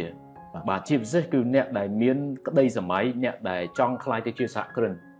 ទៅជាអ្នករស់ស៊ីអត់មិនបានអត់បានទេបើអត់ចេះលុយទេគឺអាលុំហើយជាប់គុកទៀតដោយសារលុយយើងមើលទៅមិនថាខ្មែរក្រុមហ៊ុនជាច្រើនប្រឡូកខ្សែទុនតែស្អីអត់លុយប្រើប្រាស់លុយអត់ត្រូវហើយនេះអត់អាចជួលគេបានទេមិនអាចជួលទេបើអ្នករស់ស៊ីមិនចេះ finance អាលុំមកហើយដូចខ្ញុំនិយាយកាលពីលើកមុនខ្ញុំបានពាក្យមួយដែលដូចគេ control ខ្លះគេផាយយើងខ្លះសឹង1លីត្របាទជាបាន200គីឡូជា200គីឡូគេសួរជីបាន200អានោះបើមិនបើអត់ចេះគណនេយ្យបើអត់ចេះហិរញ្ញវត្ថុទេជាបានទេអត់ចេះ finance ប្រើត្រូវទេចេះ finance មកបាទពាក្យខ្លះគឺពាក្យដែលគេនិយាយដល់យើងយកគំនិតទៅគិតបាទយើងអត់ចេះគ្រប់គ្រងថវិកាជិះអត់បានទេអត់បានទេការចង់បានគេនិយាយថាតើការចំណាយវាសំខាន់អត់បាទខ្ញុំអ្នករស់ស៊ីខ្ញុំអត់ខ្លាចការចំណាយទេខ្ញុំខ្លាចតែខ្ញុំចំណូលមកទេរឿង finance បើយើងចាយនិយាយថាចាយមួយខែអស់1000ច្រើនណាខ្ញុំថាចុះរកបានប៉ុន្មានរកបាន2000អត់បញ្ហាទេចុះបើរក2000ចាយ1000គេថាអូឥឡូវចាយមួយខែ100,000ខ្លាចខ្ញុំថាចុះបើរកប៉ុន្មានរកបាន200,000អត់បញ្ហាបាទអញ្ចឹងអារឿង finance នៅរឿងលុយនោះមួយគឺសំខាន់កុំអត់តែថាយើងរកបានតែ10000យើងចាយ20000បាទហើយបានលុយទៅចាយបាទមានអ្វីដែលបងផ្ដាំទៅកូនណារឿងលុយកាក់កូនឯងប្រយ័ត្នមួយចំណុចនេះបំផុតពាក្យដែលខ្ញុំនិយាយមើលកូនតែរឿងលុយគឺកូនឯងត្រូវតែយល់ថាលុយនឹងរកមិនចាយមិនខ្ញុំបង្រៀនកូនមិនឲ្យប្រឹកទេណាពាក្យប្រឹកមានថាពាក្យចិត្តចង់ណាបាទអត់ឲ្យក៏ប្រឹកទេរបស់ត្រូវចំណាយចាយកូនបាទអាណាល្អបំផុតចាយខ្ញុំប្រៀបគាត់របៀបកាត់ទិញសម្ភារៈចុះគាត់ឯងចូលហាងមួយទិញស្បែកជើងគេមានស្បែកជើង3ប្រភេទ A B C អា A 10រៀលអា B 15ហើយអា C 20ខ្ញុំប្រាប់ខ្ញុំសួរគាត់ទិញមួយណាបាទគាត់សុំយោបល់ខ្ញុំប៉ាទិញមួយណាសម្រាប់ប៉ាទិញអា C 20ដុល្លារបាទប៉ាអត់ខ្វល់ថា A 10អា B 15ទេប៉ាឃើញអា C 20ប៉ាទិញរបស់ថ្លៃវាមានហេតុផលនឹងវាអញ្ចឹងរបៀបដែលខ្ញុំបរៀនកូនគឺខុសពីមនុស្សជាច្រើនបរៀនកូនបាទមនុស្សជាច្រើនឃើញថាអាហ្នឹងស្បែកជើង3គូដាក់ទន្ទឹមគ្នាមើលទៅដូចគ្នាអាមួយ10អាមួយ15មួយ20មនុស្សជាច្រើនឲ្យទិញអា10ជិះមកទេខ្ញុំប្រាប់ថាកូនឯងត្រូវយក20បាទព្រោះអានឹង20ដុល្លារវាមានហេតុផលដែលវាត្រូវ20វាមានរបស់ថ្លៃមានហេតុផលអញ្ចឹងកូនឯងត្រូវទិញម្ដង20អញ្ចឹងថ្ងៃក្រោយត្រូវចាំធ្វើអ្វីគឺយកល្អបំផុតបាទ get the best you can ហើយលុយរកមកគឺដើម្បីចាយមិនមែនរកមកដើម្បីទុកទេមិនមែនរកមកដើម្បីផ្អប់ទុកដាក់ក្នុងកុងធនាគារដាក់ទូដៃឲ្យវានេះទេគឺយកមកដើម្បី investment បាទអញ្ចឹងគឺមួយម៉ាត់យ៉ាងខ្លីលុយកុំឲ្យលុយត្នេព្រមមកលុយត្នេកូនត្រូវចេះធ្វើបែបណាលុយដែលកូនចាយទៅឲ្យវាកើតកូនកើតចៅ Yes ត្រូវយកលុយបង្កើតលុយហើយយកលុយកុំឲ្យលុយត្នេយកលុយធ្វើសកម្មភាពហើយបើទិញរបស់គឺខ្លួនឯងត្រូវតែទិញណាល្អបំផុតធ្វើអីគឺធ្វើល្អបំផុតបាទអរគុណបងហើយបាទមានជំនាញធំមួយទៀតដែលបងតែងតែមានគឺជំនាញអចលនទ្រព្យហើយខ្ញុំបានទៅសេនៅក្នុងសភៅដែនដីកំណត់ដែរអូនិយាយរួមក្បួនផងបងនេះបើអ្នកអត់ដែរអនុវត្តអត់ជឿទេទិញថ្ងៃសៅរ៍លក់ថ្ងៃអាទិត្យអញ្ចឹងទិញថ្ងៃសៅរ៍លក់ថ្ងៃអាទិត្យបាទនិយាយរួមទិញថ្ងៃសុក្រលក់ថ្ងៃសៅរ៍អញ្ចឹងណាបាទអូយក្បួននេះជាជំនាញដែលបងមានបាទមកដល់ពេលនេះជំនាញអចលនទ្រព្យបែបណាបងអាចរ៉ាប់បានទេបងដែលបងគិតថាអូយសំខាន់ណាស់ជួយឲ្យបងអាចរកចំណូលបានច្រើនជំនាញចត្រប់គឺខ្ញុំសុំទាញមកដល់ពាក្យថាជំនាញសេដ្ឋកិច្ចក្នុងសេដ្ឋកិច្ចវាមានពាក្យមួយថាតម្រូវការនិងការគ្រប់គ្រងខ្ញុំមិនខ្លាចអត់អ្នកទិញទេបាទខ្ញុំខ្លាចតែអត់មានរបស់លក់អញ្ចឹងវិញបាទជំនាញចត្រប់គឺខ្ញុំខ្លាចតែអត់មានរបស់លក់ទេអ្នកទិញអត់បារម្ភទេដឹងអ្នកទិញអត់បារម្ភទេទិញហ៎អ្នកទិញអត់ខ្វះទេខ្លាចតែរបស់លក់តារបស់ខ្ញុំខ្លាចគេអត់មានរបស់លក់តា nè tính mình bảo con thằng con nó mất phía dương bom bom sân nhiệt dương chúng ta nè sợ dương có cái tính đây bạn áo tự nhiên là bỏ lỏ áo tự nhiên là bỏ lỏ nó cho tôi cứ đầm rơi ca cất cục đầm rơi tìm máy supply á khi ông cất đi cái nhau khai ấp như là bỏ lỏ luôn kìa wow tu bay sẽ được cái dạng mấy cái đời sẽ được cách cứ chỉ đứng sẽ được cách tay trong tiệm môi tiệm năng việc vậy ta việc không khai thế nè nơi khăn pe để sứt cây lỏ nè miến nừng miến nè cỏ nó tại cỏ nơi không sao tiếp lầm bạ nè cỏ căn là cỏ nè miến căn là miến trong pe sứt cây lỏ cái đó sứt cây lầm bạ cái đó nè miến cái đó là miến nè cỏ này tại cỏ chẳng vì chỉ đứng thông mà đa thế đời sao bông cô nè miến cứ quạt miến chùm niên bông tham mìnhហ្នឹងគឺតម្រូវការនឹងការគ្រប់គ្រងគាត់យល់អានឹងច្បាស់គាត់យល់ wow អញ្ចឹងគឺសំខាន់របស់លក់អញ្ចឹងពេលដែលចង់ធ្វើអ្វីមកគឺគិតលក់អីឬឯអ្នកទិញកុំបារម្ភតែយើងមានរបស់គេមកទិញហើយកុំបើរបស់ល្អកុំបារម្ភថាសាច់ញាតិយើងមិនទិញមិត្តភក្តិមិនទិញតរបស់អស់ហើយអ្នកស្គាល់យើងក៏ទិញអ្នកមិនស្គាល់ទិញហើយសំបីអ្នកដែលមិនចូលចិត្តយើងក៏គេទិញដែររបស់យើងល្អបាទសំបីអ្នកដែលអត់មានលុយក៏គេទិញដែរពូវាជារបស់ល្អវាតម្រូវការវារបស់ល្អអញ្ចឹងបានបង្កើតការគ្រប់គ្រងជារឿងសំខាន់ផុតមកបាទជំនាញបង្កើតការគ្រប់គ្រងបង្កើតតម្រូវការបង្កើតតម្រូវការបាទហើយដើម្បីបង្កើតតម្រូវការបានបងបានប្រាប់ថាតគ្នាត្រូវចេះបង្កើតរបស់មួយឲ្យវាល្អបង្កើតរបស់ល្អមកឲ្យគេត្រូវការគេមកហើយបាទជំនាញនេះជាជំនាញសំខាន់ទី3បាទដែលបងបានចែកម្លែកនេះហើយខ្ញុំជឿថាបងនៅសល់ជំនាញច្រើនទៀតប៉ុន្តែមិញហ្នឹងគឺបងគាត់ថាគាត់ធ្វើអ្វីធ្វើthe best ធ្វើអ្វីដែលល្អបំផុតឥឡូវនេះជាជំនាញល្អបំផុតដែលខ្ញុំឆ្កឹះចេញពីបងបាទហើយសង្ឃឹមថាទាំងអស់គ្នានឹងពេញចិត្តជាមួយអូយជំនាញ3នេះពេញចិត្តហ្មងបាទហើយពេញចិត្តមួយណាជាងបាទចូល comment អ្នកមួយផងបាទហើយនេះហើយបាទជាលទ្ធផលនៃការស្គាល់ខ្លួនឯងរយៈពេលវែងបាទបងជាអ្នកអចលនទ្រព្យហើយមិញបងថា30ឆ្នាំទៅមុខទៀតក៏នៅជាអ្នកអចលនទ្រព្យដែរបាទនេះជាសហគមន៍ខ្មែរនេះជាអ្នកដែលបានស្គាល់ផ្លូវបាទហើយសង្ឃឹមថាតោះនេះមើលវីដេអូនេះនិយាយរួមវីដេអូនេះមានតម្លៃដោយសារគំនិតរបស់បងចែកម្លែកនេះយើងអាចយកទៅឆ្លុះបញ្ចាំងសម្រាប់ខ្លួនឯងហ្នឹងណាបាទហើយអញ្ចឹងទេបាទនេះហើយបាទជាលទ្ធផលនៅក្នុងការដែលយើងចំណាយពេលច្រើនបាទទៅលើការងារដែលយើងបានធ្វើដោយបងនៅលើចលនាទ្រព្យបាទតាំងពីអ្នកបងខ្មែរ real estate បាទកាលនោះខ្មែរ real estate គឺបងជាភ្នាក់ងារច្រើនហើយជិះម៉ូតូអីហ្នឹងច្រើនតម្រាំតែគាត់មានបូរីវាមានសំណាងដោយសពថ្ងៃគឺវាមិនមែនចែកដនទេណាបងវាអាចចិត្តទុកថាចែកដនជារឿងមួយខ្ញុំអាចថាសំណាង 1% ការខិតខំប្រឹងប្រែង99បាទការខិតខំប្រឹងប្រែង99សំណាងមួយបាទគ្មានសំណាងណាធ្លាក់ពីលើមេឃទេសំណាងកម្មតែការខិតខំបាទខ្ញុំមិនឲ្យតម្លៃទៅលើ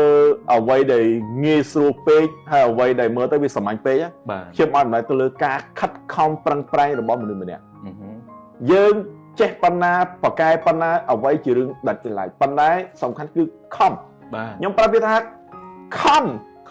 មានតែខំហ្នឹងហើយដែលវាជាមាគ៌ាមួយបង្កើតឱកាសយើងខំហើយបន្តខំទៀតក្នុងវីដេអូមុនណាបាទខំហើយបន្តខំបាទ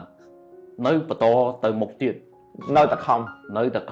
បាទហើយទោះយ៉ាងណាបាទដូចបូរីវាមានសំណាងខ្ញុំបានទៅមើលចុងក្រោយនេះឃើញបងសង់រៀងច្រើននេះមុនណាបាទផ្ទះនៅទីនោះអាចថាពីប្រមាណ10000ដល់ប្រមាណ10000មុននឹងធ្វើបរិសំណាងខ្ញុំសិក្សា8ខែ20កម្រងហើយខ្ញុំយក style តាម Hollywood Hill នៅអាមេរិកអូខ្ញុំដល់ធ្លាប់និយាយរឿង Hollywood Hill អញ្ចឹង Hollywood Hill គឺជាផ្លូវមួយទៅ Hollywood ជាឡើងភ្នំណាបាទផ្ទះនៅជាកេភ្នំមួយសតតែ10-20លានហើយបើចេញពីតំបន់ហ្នឹងចុះនៅក្រោមភ្នំវិញវាថ្លៃជាងគេប្រហែលដងទេបើថាដីនៅ Hollywood Hill ហើយដីនៅក្រោមបាទHollywood Hill ថ្លៃជាងគេគេសួរហេតុអីបានថ្លៃneighborhood វាធ្វើផ្ទះខាងថ្លៃ neighborhood ចង់និយាយថាអ្នកជិតខាងនៅក្នុង Hollywood Hill ហ្នឹងផ្ទះមួយសតតែរាប់10លានទៅដោយសារតែមកដើម្បីទិញផ្ទះតំបន់ហ្នឹងតើឯងគឺជា superstar នៅ Hollywood អូហើយឯងធម្មតាមានលុយគេអត់លក់ឲ្យទេអូតើឯងជាកម្ពុជាតារានៅ Hollywood ហ្មងបាទអញ្ចឹងអាផ្ទះលេខ 5ហ្នឹងគឺជា superstar នៅ Hollywood ហើយចុះអាផ្ទះលេខ3ផ្ទះលេខ7អាតូមុងមិនសុទ្ធតែ superstar អញ្ចឹងបើអ្នកចង់ទិញផ្ទះតំបន់ហ្នឹងដោយសារតែបរិយាតំបន់ហ្នឹងសុទ្ធតែកម្ពុជាតារា Hollywood នៅខ្ញុំនឹកឃើញហ្នឹងទៅខ្ញុំចង់បង្កើតបរិយាមានសំណាងដោយសារខ្ញុំគិតអញ្ចឹងបាទផ្ទៃដី25ហិកតាបើសិនជាខ្ញុំសង់ផ្ទះបានប្រហែលជា2000ផ្ទះបាទផ្ទះធម្មតាហើយបើសិនជាខ្ញុំសង់ condo វាបានប្រហែលជាយ៉ាងហោចណាស់ក៏50000 unit ដែរច្រើន50000 unit ចឹងទេបើធ្វើ condo ណាបាទច្រើនតែខ្ញុំធ្វើ villa តែ400ខ្ញុំលក់មួយស្មើគេលក់10ហេតុអីសិក្សា25គម្រោងខ្ញុំមើលទៅអ្នកដែលសង់ផ្ទះអាផ្ទះផ្ទះល្វែងផ្ទះលីងវីឡា twin villa ផ្ទះទូចៗនោះសល់បាទប៉ុន្តែអាវីឡាធំវាស្រួលចេះដីមួយបានផ្ទះមួយដីមួយបានតែអត់មានចុះអញ្ចឹងទេទិញមួយណាសង់មួយនោះអូណែមិនទិញយកសង់ទេអូទិញសង់ទិញកក់លុយសង់បើមិនទិញយកសង់អញ្ចឹងការចាយលុយយើងគឺវាអត់ធ្ងន់យើងសង់មួយទិញគេទិញយើងសង់គេមិនទិញយើងអត់ចំណាយលុយសង់ទេអញ្ចឹងការប្រើប្រាស់លុយយើងគឺយើងប្រយ័ត្នយើងខុសពីអាសង់ផ្ទះសង់កុនដូទៅហើយសង់ឲ្យចាំហូរអ្នកទិញអូអាហ្នឹងទៅហើយបាទអាហ្នឹងអាលំខ្ញុំអត់ទេលក់មួយសង់មួយបាទហើយខ្ញុំមានកំណត់មួយបើសិនជាពេលដែលនៅហើយពេលដែលសង់ហើយក្នុងបរិយាហ្នឹងគឺគ្មានផ្ទះមួយណាតម្លៃក្រោម$50,000វ៉ាវអញ្ចឹងគឺខ្ញុំមាន philosophy ទស្សនវិជ្ជាខ្ញុំមួយបាទអ្នកណាដែលក្នុងបរិយាហ្នឹងអ្នកមានហើយព្រោះចង់យ៉ាងផ្ទះដែលគាត់នៅអន់ជាងគេក៏$50,000ឡើងទៅដែរបាទហើយមកដល់ពេលបច្ចុប្បន្ននេះអ្នកដែលកំពុងស្នាក់នៅភាគច្រើនណាគេបើ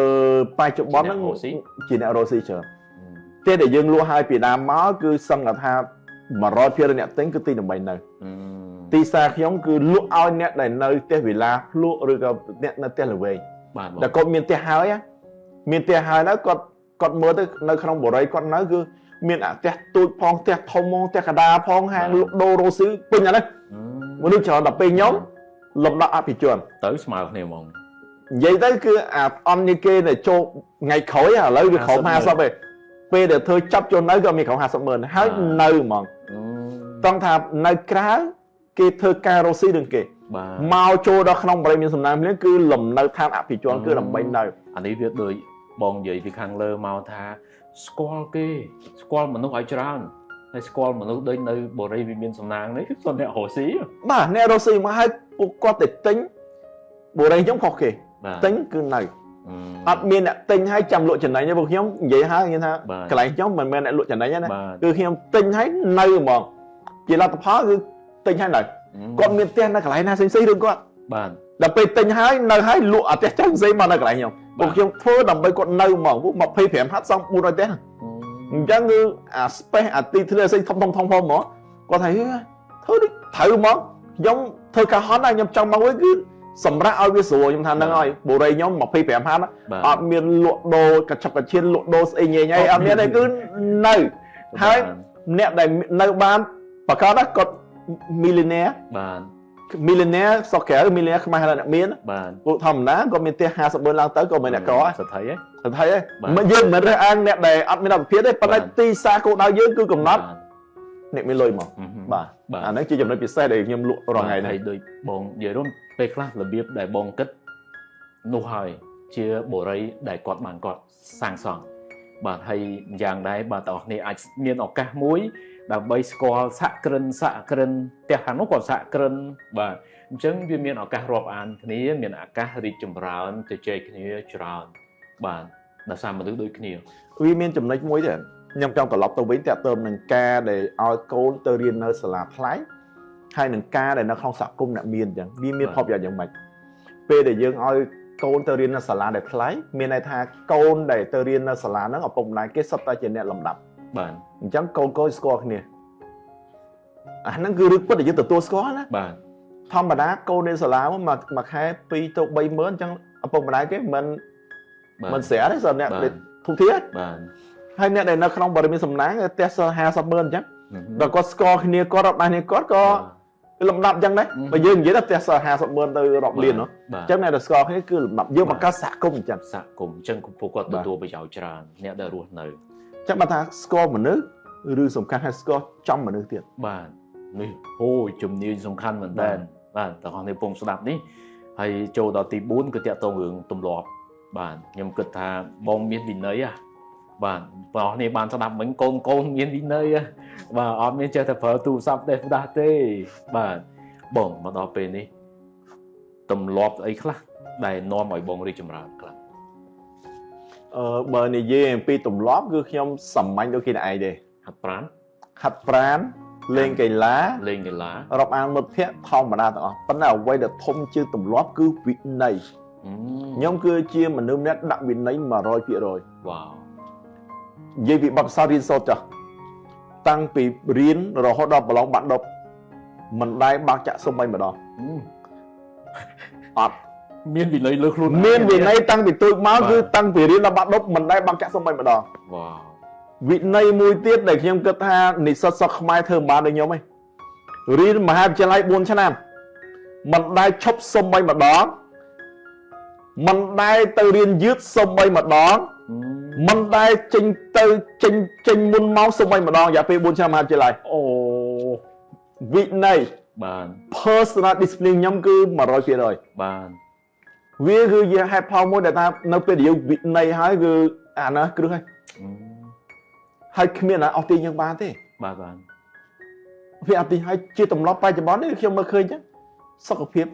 នៅក្នុងវ័យអាយុពីមុន35ឆ្នាំខ្ញុំមិនដែលស្គាល់ពាក្យថាផឹកថ្នាំសូម្បីមួយគ្រាប់ទេអត់មានទេបងមានវិន័យហាត់ប្រាណវិន័យគឺវិន័យ personal ផ្ទាល់ខ្លួនខ្ញុំគឺវិន័យต้องថាអត់ផឹកស្រាអត់ជក់បារីគេងឲ្យបានច្រើនគិតវិជ្ជមានវ៉ាវមានតែការគិតខ្ញុំគឺខ្ញុំដឹងទៅមុខហើយក៏អត់ដឹងថាមិនដឹងទៅត្រង់បាត់ឆ្វេងបាត់ស្ដាំលើឬក៏ដឹងទៅខ្ញុំទៅមុខ positive thinking ខ្ញុំពេល stress អត់ផឹកស្រាខ្ញុំអត់ផឹកស្រាទេបើខ្ញុំមិនដែរចេះ stress ផង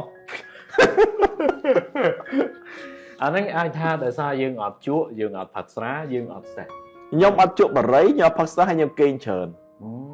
ខ្ញុំគេងច្រើនខ្ញុំបើសិនជាចូលគេងម៉ោង9ទៅម៉ោង10អញ្ចឹងគឺម៉ោង6ក្រោកមកអត់ចេះភាកពេលយប់ទេបានគេងច្រើនហើយរឹងមួយទៀតគឺមិនមានគំនិតច្រណែកឈ្នានេះអានឹងយើងខ្ញុំអត់មានទេក្តីសុខណាមិត្តភ័ក្តិបងប្អូនសាច់ញាតិអ្នកស្គាល់នេះក៏ដោយនរណាគេដែលមានបានធំធាត់ល្បីល្បាញអស់ចាស់អីអបអរសាទរអត់ចំណែកទេព្រោះអីគេមានបានគឺជារឿងល្អតាបាទអាគំនិតមួយគឺធ្វើយើងដេកលក់ច្រើនដេកស្រួលមិនថា sleep well បាទគំនិតចំណែកឈ្នះគេអត់មានទេហើយមួយទៀតគេសួរខ្ញុំដែរឃើញតែតនេខ្ញុំថាខ្ញុំតនេមែនពួកអីខ្ញុំអត់មានចង់ធ្វើធំអីទេក្តីប្រាថ្នាមកជីវិតខ្ញុំគឺមានតែមួយទេខ្ញុំចង់ខ្លាចជាអ្នករស់ស៊ីមួយនៅសោះខ្មែរដែលពេលនិយាយពីអាចារ្យត្រង់គេស្គាល់គំហៀងខ្ញុំចង់បានតែប៉ុណ្្នឹងទេខ្ញុំអត់ចង់ឲ្យល្បីរឿងផ្សេងឬក៏គេស្គាល់ខ្ញុំដោយសារខ្ញុំបកកែច្រៀងបកកែរាំឬប្រហែលខ្ញុំចង់ទេបាទខ្ញុំធ្វើតែរឿងមួយគឺ real estate ហើយគេស្គាល់សារ real estate បាទនេះគឺជាអ្វីដែលបងស្គាល់ពីគោលដៅខ្លួនឯងស្គាល់ខ្លួនឯង30ឆ្នាំហើយអត់ទៅណាទេអត់ទៅណាបាទឥឡូវហ្នឹងអានសភៅហើយផឹកកាហ្វេយកមួយណាធ្វើទាំងពីរសភៅក៏អានផឹកកាហ្វេក៏ផឹកខ្ញុំអាចនិយាយបទពិសោធន៍សភៅចានៅក្នុងពេលរៀននៅមហាវិទ្យាល័យខ្ញុំអានសភៅជាង 1000 សភៅខ្ញុំអានជាង 1000 សភៅភាសាអង់គ្លេស200 300ប៉ុស្តិ៍ខ្ញុំអានជាង 1000 សភៅបាទពេលខ្ញុំទៅរៀននៅស្រុកក្រៅពេលដែលចប់មកវិញសក្តា2ខោអាវចាស់ចោលទាំងអស់សក្តាទាំងពីរគឺជាសៀវភៅអូខេពេលខ្ញុំទៅលេងស្រុកក្រៅខ្ញុំតែងតែមានវ៉ាលីមួយពេលខ្ញុំទៅអឺរ៉ុបឬទៅអាមេរិក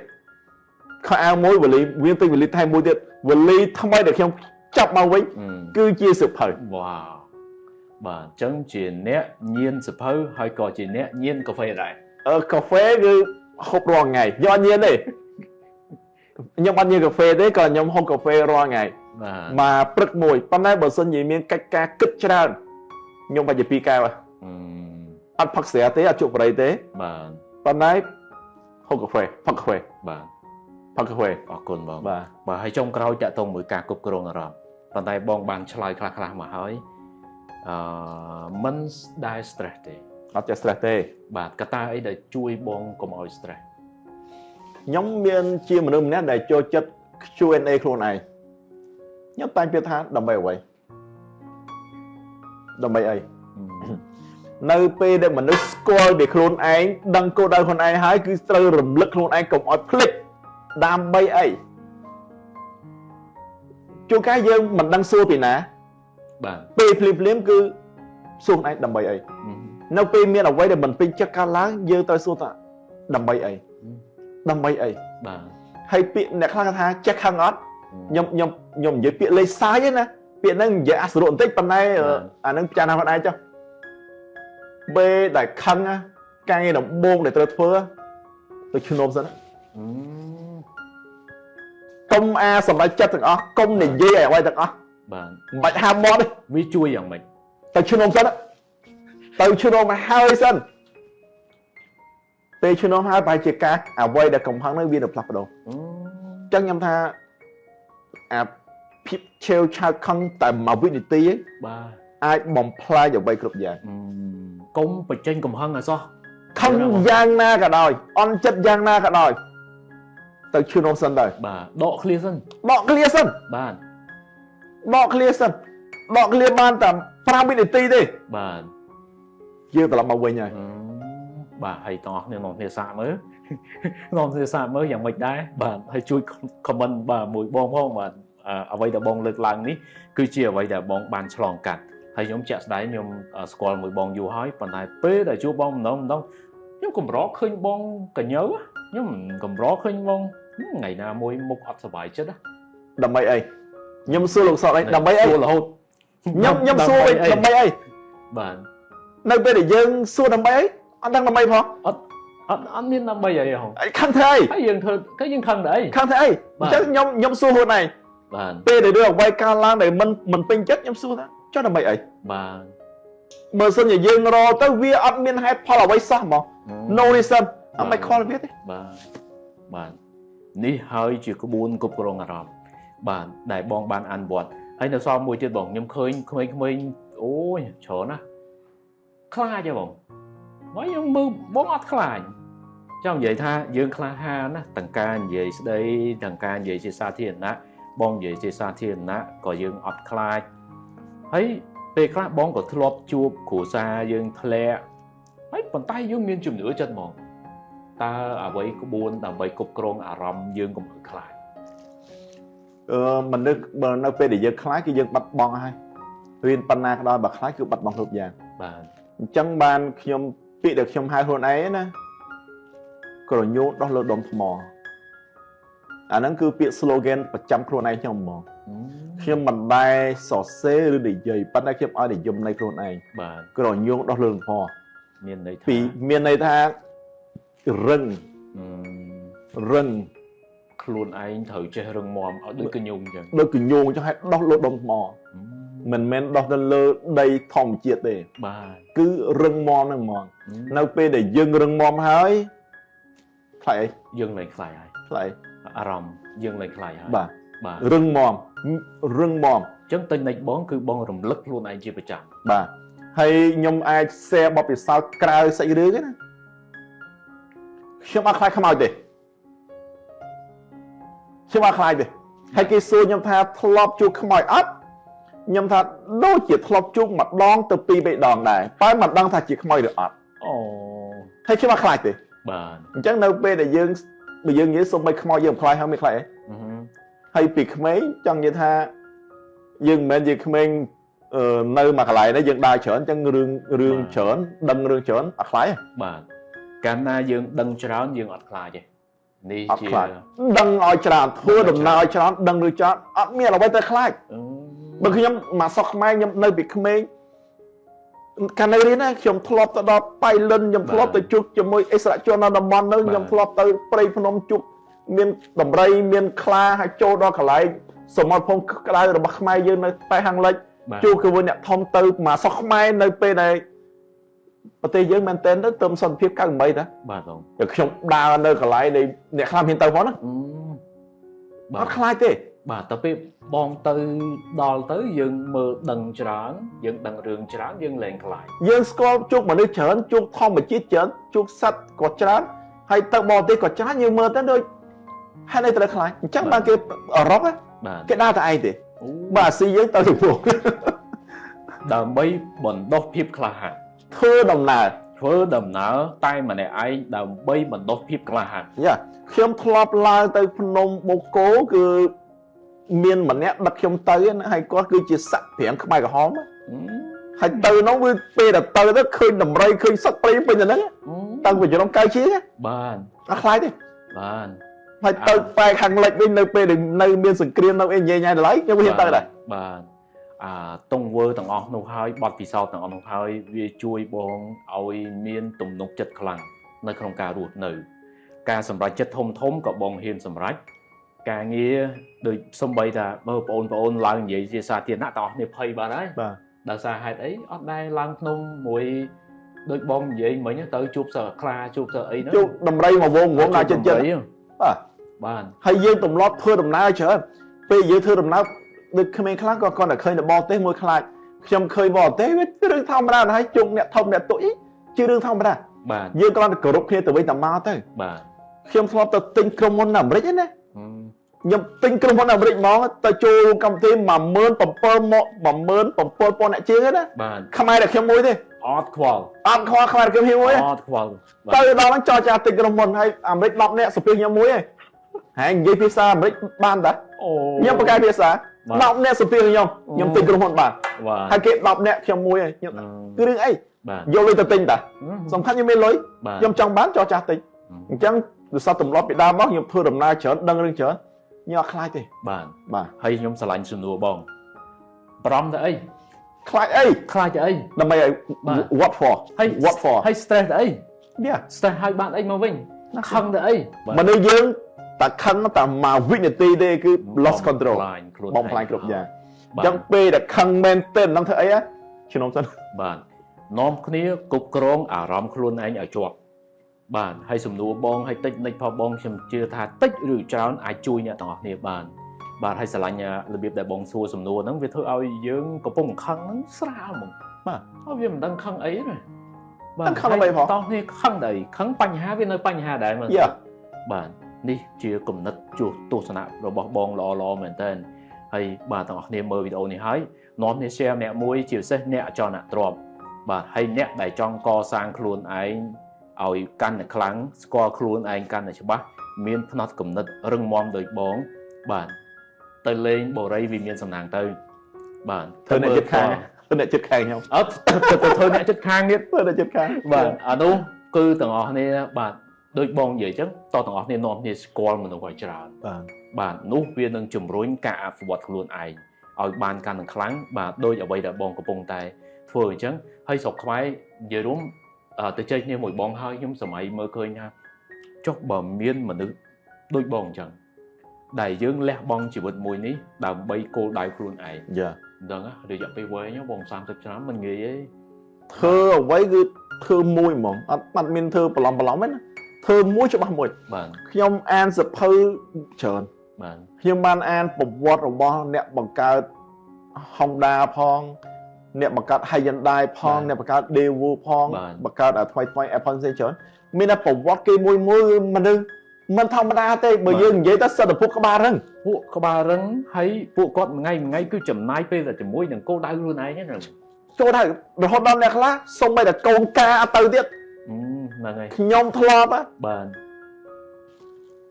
ជីតាមកកើតខ្ញុំស្លាប់ខ្ញុំបានទៅទេបាទជីដូនមួយខ្ញុំបងប្អូនជីដូនបង្កើតការខ្ញុំដែរទៅទេបាទ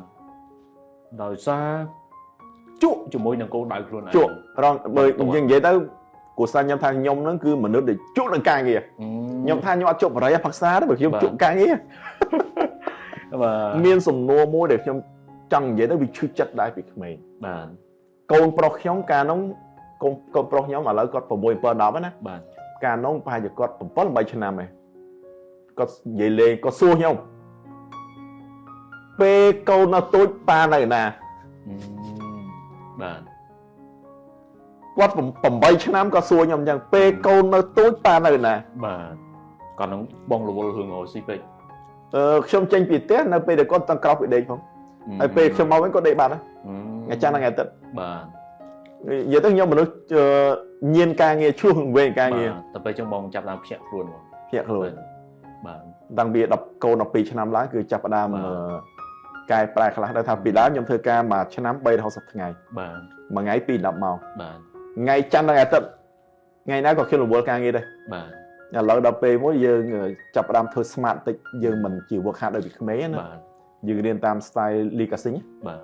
nhom điền tam còn con bong hay mà tao trong cào nhí nhom trong bàn bong mà clear chứ ta với bong cực tham mà clear sầm khăn mình tên bà sầm ép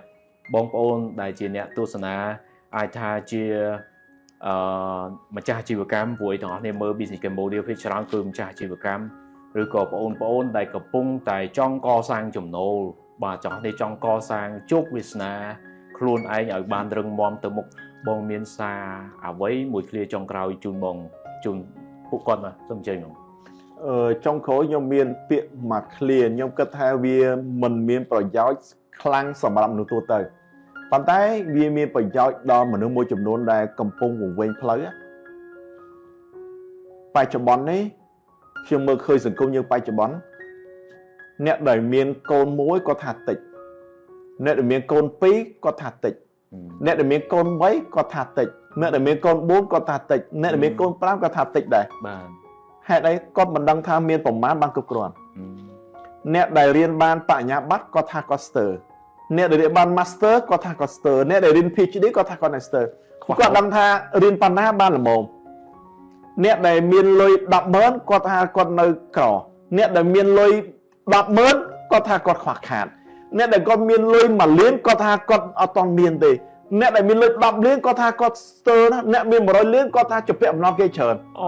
chẳng riêng tay chụp bắn ấy nhưng mà mình chẳng cứ con vào tao chấm nội muối con rô lệch môi mình khơi con mình bán rô lệch tiện thằng lệch cực con ta lệch cực con kia sở xe của man lệch bi miên ta lệch môi lệch sau là lệch bồn cho lệch cực con nó của man chẳng nhưng mơ khơi mà nó ro ngay về đàm bay ao chỉ vật luôn ánh công cua xa sự công vật chia để chấm bán mình nè tôi cầm nắp để dùng này what is cực con xây cái cực con bờ sân nhà dân ro cực con mình ban tế cứ dương về họ nhóm chung mình đi chở cứ con ắt đăng thà xây cực con ắt sờ bài chất miền đạp hía ắt sờ bài chất trong ban mà rồi miền mà rồi có ba chất trong ban mà còn miền mà còn chưa có ba trong ban mà liền miền mà liền trong ban đạp liền chắc cứ con ắt sờ bài chất thế lo đạp pe con miền cồn tí con thao bà chất nó trong ban mấy lo chứ ban mấy là khang sờ trong ban buồn chắc cứ con ắt cầm nắp mình nữ tao tay cầm nắp ai kia chỉ cực còn thấy bong bài gì trong miền xa tha tao chơi cực còn này tao chơi cực còn cầm nắp còn mát bằng cực còn tao miền lệ bờ sân gì mình miền lệ mình miền tân ở đây thế cứ dừng quê mà chịu bật hết cầm nắp ở lời cầm nắp hai sam sắp năm tiết cầm ai đã phê dứt xong mình nơi tại một phê trăm đó ta cầm nắp hai ngay cái đó trong ấy cầm nắp hai ta cầm nắp ở bên này dương ai thương bán đó nè từ miền ca cầm nắp biết là cực rồi bộ ba chấm bón thành công giới như thế bởi dương vậy ta nẹt miền cầu vào ba nẹt tôi cầu vào ba nẹt miền ắt lôi cầu ba để sát khuôn ăn nó đặt xây kia cực rồi đặc biệt chẳng dương đó sập hẹp qua khơi thế men ha nẹt ắt lôi qua thang bởi miền lôi có phải chỉ miền sập cô là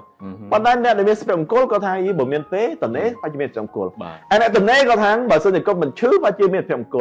hay nẹt để chứ có thang bởi sân thì có miền lôi sập bài chậtสบายจัดเต้วอลเป็นอย่างนั้นมองมันนึกดับผมใบเลี้ยนยังก็ต้องไปจิ้มเปิดดับเลี้ยนนะ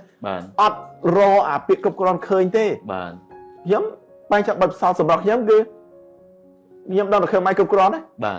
ใบเด็กย้ำค้ำคือเด็กสาวใบเด็กเมียนนะกรอนปิดกับกรอนจังบ้านสบายจังเมื่อวิดีโอนี้หายน้องคนนี้สกอร์ครัวนาอยากจะบ้าให้เจ้ากับกรอนพองอันนั้นคือรีจำร้านดอยเพลียมดอยได้ลวดสรุลบาดออดจำไงใส่ออดจำไงใส่